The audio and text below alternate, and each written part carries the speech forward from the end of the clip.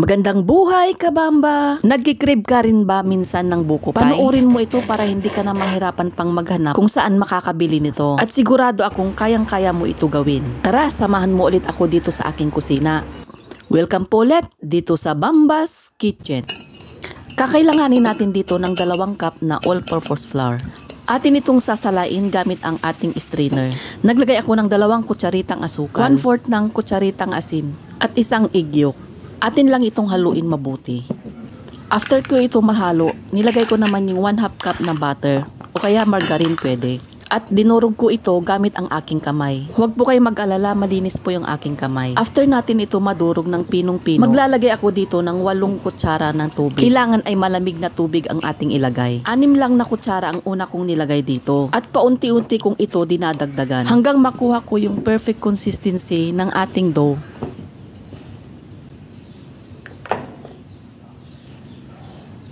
After natin magawa yung ating dough, babalutin ko lang ito ng cling wrap. Ilagay lang ito sa chiller at i-rest lang natin ito ng 30 minutes. Isunod naman natin gawin ang kanyang filling. Naglagay lang ako dito ng 1 cup cornstarch dito sa ating pan, 1 cup na puting asukal, 1/2 cup na powdered milk, 1/4 kutsaritang asin, at 2 cup ng sabaw ng buko. Kaya huwag nyong itatapon yung sabaw ng binili nyong buko. Dahil mas masarap naman ito gamitin kaysa sa tubig, manamis-namis na yung lasa. Haluin lang ito ng mabuti para matunaw yung mga nilagay nating sangkap. Kung nahalo na, tsaka natin sindihan yung ating kalan. Sa mahinang apoy lang natin ito lulutuin. At nilagay ko na yung ating buko. 2 ang nagamit kong buko dyan. Medium size lang ito. Yung ilalagay natin dito ay yung pang salad lang, yung katamtaman yung tigas. Diretso lang ang paghalo dito para hindi masunog sa ilalim. At sa mahinang apoy nyo lang ito lutuin. Dahan-dahan lang ang paghalo dito para hindi madurog yung nilagay nating buko. Pag ganito na yung consistency, patayin na yung apoy. Isunod naman natin gawin ay yung ating crust. Naglagay lang ako ng all-purpose flour sa kneading mat. Ilabas na natin yung ating dough sa ref. Hinati ko lang ito sa 2, pang crust at sa pang ibabaw.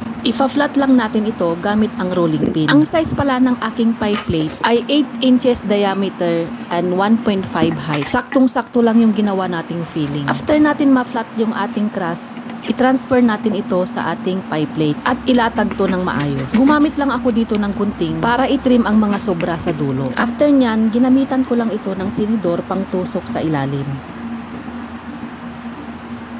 Tsaka ko naman ito nilagay yung niluto nating filling kanina. Atin lang itong ilatag ng maayos para maganda ang pagkakalagay nito at hindi magbutas-butas yung ating filling. Para maganda ang pagkakahiwa nito. Sa mga nakapanood pala sa paggawa ko ng egg pie, salamat sa inyong panonood dahil umabot ito ng 200,000 plus views. At salamat din sa mga nag-comment ng mga suggestion para hindi maging basa yung gitna ng aking egg pie. Nilagay ko na pala sa ibabaw yung ating flinatan na dough. Yan yung kalahati niya. At gumamit ako dito ng tinidor para malagyan ng design yung ating gilid at para ma-sealed na rin.